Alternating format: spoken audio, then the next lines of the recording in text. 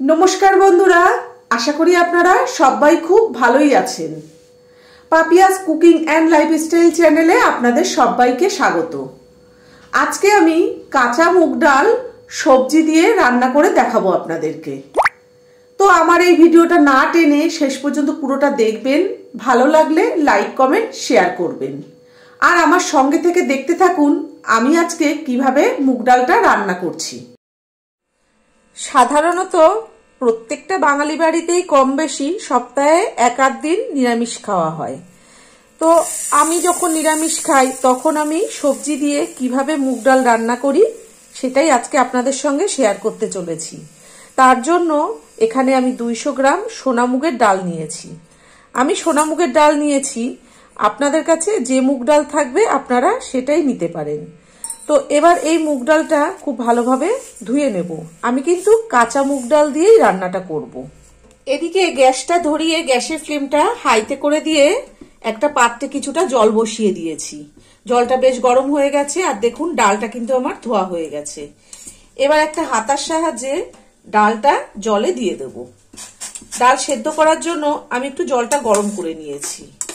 আর এখনো যারা আমার চ্যানেলটিকে সাবস্ক্রাইব করেননি তাদের কাছে আমার অনুরোধ রইল, আমার চ্যানেলটিকে অবশ্যই করে সাবস্ক্রাইব করবেন এবং পাশে থাকা বেল আইকনটি ক্লিক করে অল করে দেবেন, যাতে আমি যখন যা নিত্য নতুন ভিডিও ছাড়বো তার নোটিফিকেশন সবার প্রথমেই আপনাদের কাছে পৌঁছে যাবে।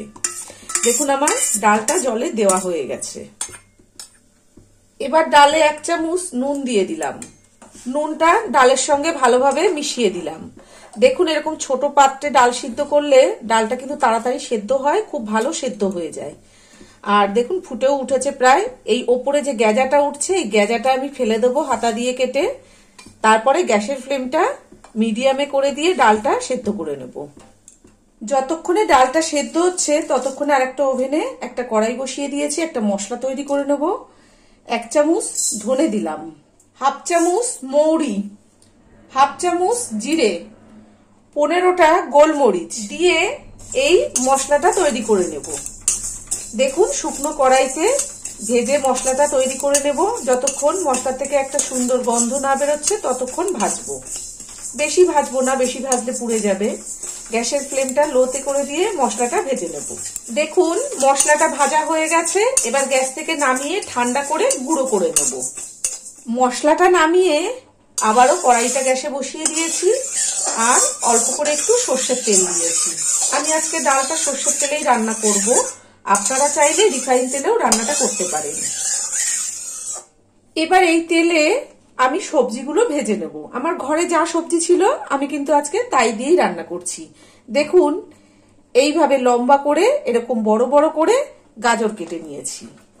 আপনাদের ঘরে যে সবজি থাকবে আপনারা সেই সবজি দিয়েই রান্নাটা করবেন। ডালটা কিন্তু খেতে খুব সুন্দর হবে। গ্যাসের ফ্লেমটা মিডিয়ামে দিয়ে প্রথমেই গাজরটা ভেজে নেব। এখানে কিন্তু নুন হলুদ কিচ্ছু দেব না। দেখুন গাজরটা আমার ভাজা হয়ে গেছে। আমি কিন্তু বেশ মোটা মোটা বড় বড় করে কেটেছি, তার কারণ এটা তো রোজকার রান্না হচ্ছে, তো যত ছোট ছোট করে কাটতে যাব তত সময় বেশি লাগবে, সেই জন্য এইভাবে কেটেছি। এবার গাজরটা তেল থেকে তুলে নেব। এবার এই গাজর ভাজার তেলে আলু ভেজে নেব। দেখুন এইরকম ডুমো করে আলু কেটে নিয়েছি। আলুতে সামান্য একটু হলুদ দিয়ে দিলাম। এই সবজি ভাজার সময় কিন্তু নুন দেওয়া যাবে না, নুন দিলে সবজি থেকে জল বেরিয়ে সবজিগুলো নরম হয়ে যাবে। এবারও গ্যাসের ফ্লেমটা মিডিয়ামে রেখে আলুটাকে লাল লাল করে ভেজে নেব। দেখুন আলুটাও লাল লাল করে ভাজা হয়ে গেছে, এবার তুলে নেব। এই সবজিগুলো সবসময় গ্যাসের ফ্লেম হাইতে দিয়েই ভাজতে হবে, কারণ গ্যাসের ফ্লেম লোতে দিলে সবজি কিন্তু সিদ্ধ হয়ে যাবে, ডালে দিলে একদম গলে যাবে। আমি যেহেতু অল্প রান্না করছি সেই জন্যে গ্যাসের ফ্লেমটা মিডিয়াম টু হাইতে দিয়েই ভাজছি সবজিটা। আলুটা তুলে নিয়েছি। এবার এই তেলে ফুলকপি ভেজে নেব। দেখুন ফুলকপিগুলো এইভাবে কেটেছি, এর থেকে ছোটও না বড়ও না। আর ফুলকপির কিন্তু ডাঁটিগুলোও দিয়ে দিয়েছি, এইগুলোও কিন্তু দিয়ে দিয়েছি, এগুলো ফেলে দিই। গ্যাসের ফ্লেমটা মিডিয়াম টু হাইতে দিয়ে ফুলকপিটাও ভেজে নেব। দেখুন ফুলকপিটাও ভাজা হয়ে গেছে। এবার ফুলকপিটা কড়াই থেকে নামিয়ে নেব। দেখুন বন্ধুরা সবজিটা ভাজতে ভাজতে ডালটা কিন্তু আমার সেদ্ধ হয়ে গেছে। আমি যেহেতু সবজি দিয়ে রান্না করব, এইভাবে সেদ্ধ করে নিয়েছি। ডালটা ওদিকে ফুটছে, আর সেই সবজি ভাজা কড়াইটাতে 1.5 চামচ সর্ষের তেল দিয়ে দিয়েছি। এবার 1/2 চামচ জিরে দিয়ে দিলাম, 2টো তেজপাতা মাঝখান থেকে ছিঁড়ে 2 টুকরো করে দিয়ে দিলাম, আর 2টো শুকনো লঙ্কা, একটা গোটা দিলাম, একটা ভেঙে দিলাম। দেখুন ফোড়নটা কিন্তু ভাজা হয়ে গেছে। এবার আগে থেকে ভেজে রাখা সব সবজিগুলো ঢেলে দেবো। কিছুটা কড়াইশুঁটি ছাড়িয়ে রেখেছি, সেই কড়াইশুঁটিটাও দিয়ে দিচ্ছি। গ্যাসের ফ্লেমটা হাইতে রেখে 30-40 সেকেন্ড সবজিগুলো কড়াইশুঁটির সঙ্গে ভেজে নেব। কড়াইশুঁটিগুলো যদি আগে ভেজে নিতাম, তাহলে এই কড়াইয়ের গায়ে লাগলে, তেলের ওপরে পড়লে কড়াইশুঁটিগুলো ফেটে যায়, আর ফেটে গেলে খেতে ভালো লাগবে না। সেই জন্যই সব সবজির সঙ্গে একটু ভেজে নেব। গ্যাসের ফ্লেমটা হাইতে দিয়ে কড়াইশুঁটি সহ সমস্ত সবজিগুলো 30-40 সেকেন্ড ভাজা হয়ে গেছে।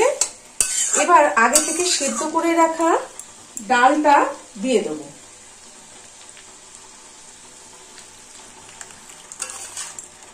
দেখুন ডালের মধ্যে কিন্তু আমি জল দিইনি, তার কারণ সবজি অনেকটা হয়ে গেছে। অল্প অল্প করে একটু একটু করতে করতে কিন্তু সবজি অনেকটা বেশি হয়ে গেছে।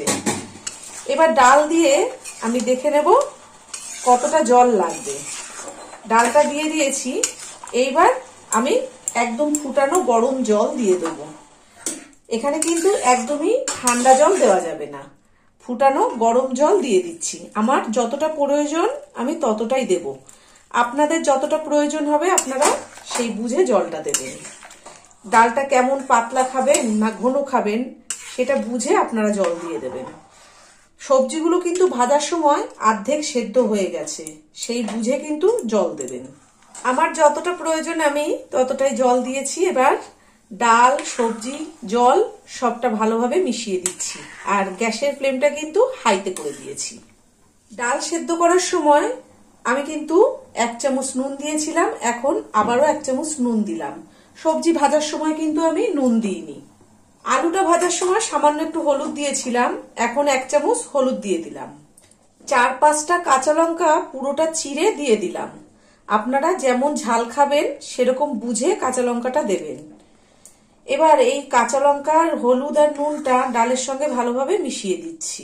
গ্যাসের ফ্লেমটা হাইতে করে দিয়েছি, ডালটা কিন্তু ফুটে উঠেছে। এবার গ্যাসের ফ্লেমটা মিডিয়ামে করে দিয়ে 4-5 মিনিটের জন্য একটু ঢাকা দিয়ে দেবো, যাতে সবজিটা সেদ্ধ হয়ে যায়। 4 মিনিট হয়ে গেছে, আমি ঢাকাটা খুলে। সবজিটা অনেকটাই সেদ্ধ হয়ে গেছে। দেখুন 5টা টমেটো এইভাবে কেটে নিয়েছি। এরকম ছোট সাইজের টমেটো 4 টুকরো করে কেটে দিয়েছি। এই টমেটোটা দিয়ে দিচ্ছি। 4টে কাঁচা লঙ্কা মুখ ফাটিয়ে দিয়ে দিলাম। 2 ইঞ্চি আদা গ্রেট করে দিলাম। আপনারা গ্রেট করেও দিতে পারেন, আর থেতো করেও দিতে পারেন, হামানদিস্তায় থেতো করেও দিতে পারেন, কিন্তু বেটে দেবেন না। আর যদি কাঁচা আদা না দেন, তাহলে যখন ফোড়ন দেবেন তখন ওই ফোড়নের তেলের ওপরে দিয়ে একটু ভেজে নেবেন। আমার কিন্তু এই ডালে কাঁচা আদার গন্ধটাই বেশি ভালো লাগে। সবকিছু ভালোভাবে মিশিয়ে দিলাম। 2.5 চামচ চিনি দিচ্ছি, যেহেতু নিরামিষ ডাল একটু মিষ্টি মিষ্টি না হলে খেতে ভালো লাগে না। এবার চিনিটাও ডালের মধ্যে ভালোভাবে মিশিয়ে দিচ্ছি। আমি কিন্তু এই ডালটাকে লক্ষ্মী ডাল বলি। দেখুন কমছেই না, কড়াই শুধু ভরেই যাচ্ছে। কত অল্প অল্প সবজি দিয়েছি, তবুও 1 কড়াই ডাল হয়ে গেল। এবার চিনিটা ভালোভাবে মেশানো হয়ে গেছে, আবারও 3-4 মিনিটের জন্য একটু ঢাকা দিয়ে দেব। আবারও 4 মিনিট হয়ে গেছে, আমি ঢাকাটা খুলে দিচ্ছি। দেখুন বন্ধুরা, ডালটা কিন্তু প্রায় হয়েই গেছে, সব সবজিগুলো সেদ্ধ হয়ে গেছে। টমেটোগুলো গোটা রয়েছে। দেখুন আলু, ফুলকপি কিচ্ছু কিন্তু গলেনি, গাজর সবই কিন্তু গোটাই রয়েছে, কিন্তু সব সেদ্ধ হয়ে গেছে। এই জন্যই বলেছি এটা লক্ষ্মী ডাল। দেখুন কতটুকু কমেছে, ডাল কিন্তু ভালোই ঘন হয়ে গেছে, আর এটা ঠান্ডা হয়ে গেলে না আরো ঘন হয়ে যাবে। 1 মুঠো ধনেপাতা কেটে রেখেছি, এবার এই ধনেপাতাটা দিয়ে দেবো। আর আগে থেকে শুকনো খোলায় যে মশলাটা ভেজে রেখেছিলাম সেই মশলাটা দিয়ে দেবো। 2 চামচ মশলা দিয়ে দিচ্ছি। মশলা আর ধনেপাতাটা খুব ভালোভাবে ডালের সঙ্গে মিশিয়ে দেবো। আপনারা দেখেই বুঝতে পারছেন ডালটা কিন্তু খুব ভালোই ঘন হয়ে গেছে। আর এর থেকে বেশি ঘন করলে কিন্তু ঠান্ডা হয়ে গেলে একদম শুকনো হয়ে যাবে। মশলা আর ধনেপাতাটা খুব ভালোভাবে মেশানো হয়ে গেছে। এবার 1 মিনিটের জন্য ঢাকা দিয়ে দিচ্ছি। গ্যাসের ফ্লেমটা লোতে রেখে 1 মিনিট ঢাকা দিয়ে দিলাম। 1 মিনিট পরে গ্যাসটা নিভিয়ে দেব। তার 5 মিনিট পরে আপনাদেরকে পরিবেশন করে দেখাবো। দেখুন বন্ধুরা, কাঁচা মুগের ডালটা সবজি দিয়ে রান্না করা একদম রেডি করা হয়ে গেছে। আর আজকে আমি যেভাবে সবজি দিয়ে এই কাঁচা মুগ ডালটা রান্না করলাম, আপনারা বাড়িতে ঠিক এইভাবেই রান্নাটা করবেন, করে গরম গরম ভাত রুটি দিয়ে খাবেন। আশা করি খুব ভালো লাগবে। আর বাড়িতে আপনারা রান্না করে খেয়ে অবশ্যই কিন্তু আমাকে কমেন্ট করে জানাবেন আপনাদের কেমন লেগেছে। ভালো থাকবেন, সুস্থ থাকবেন। ধন্যবাদ।